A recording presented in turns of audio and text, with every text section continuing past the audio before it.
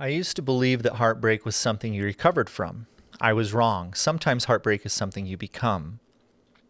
For years, I carried the weight of a love that shattered me so completely, my nervous system decided that feeling nothing was safer than feeling everything. But what I discovered in that darkness changed not just how I love, it changed who I am.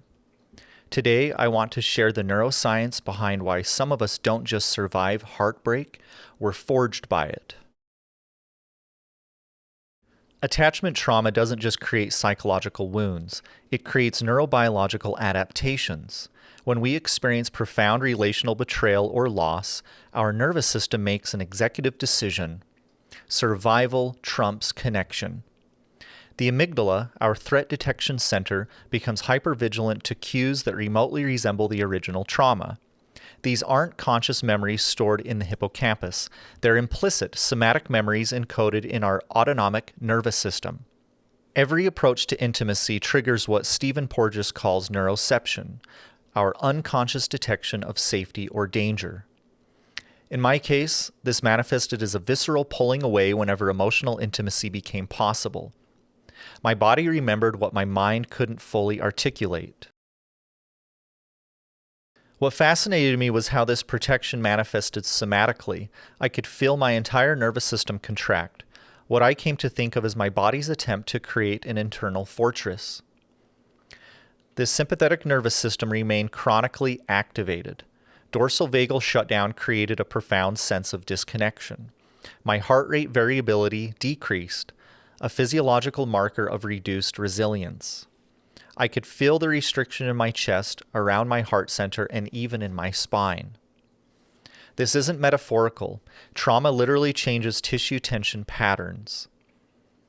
Chronic hypervigilance is metabolically expensive. The energy required to maintain this level of protection was creating systemic fatigue.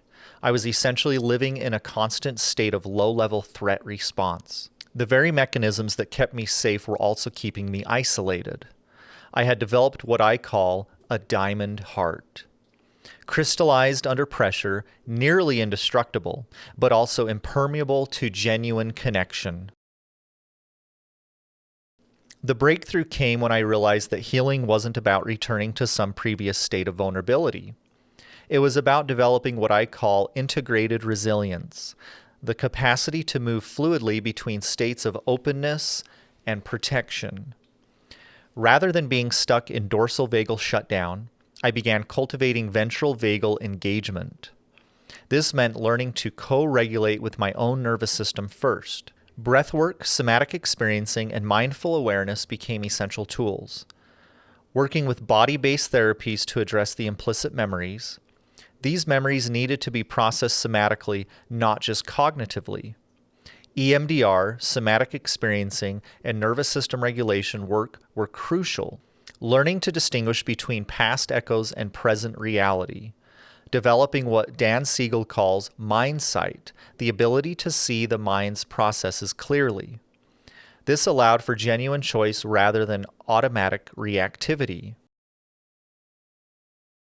What emerged wasn't a return to my previous self, but an entirely new configuration of being.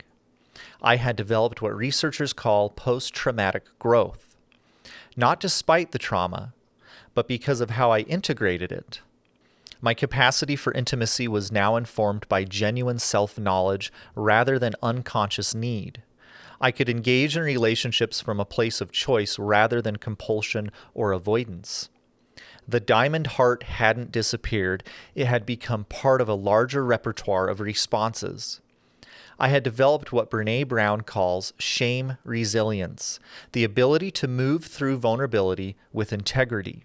Brain imaging studies show that individuals who integrate trauma show increased activity in the prefrontal cortex, the area responsible for executive function and emotional regulation. This is measurable neuroplasticity in action. If you're struggling with the aftermath of relational trauma, understand this. Your nervous system's protective responses are not pathology, they're intelligence. The question isn't how to eliminate these responses, but how to integrate them into a more flexible, resilient whole. Your capacity for deep love may actually be proportional to your capacity to survive deep loss. The same neurobiological systems that create profound attachment also create profound resilience when properly integrated. I'm curious about your experience with this integration process. Have you noticed the somatic dimensions of your own protective patterns? Share your insights in the comments below. This community values nuanced exploration of these experiences. Subscribe for trauma-informed perspectives, plus related content on neuroplasticity and somatic healing.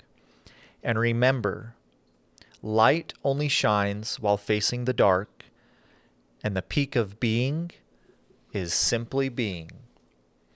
Until next time, everybody, thanks for watching. I'll talk to you later. Peace out.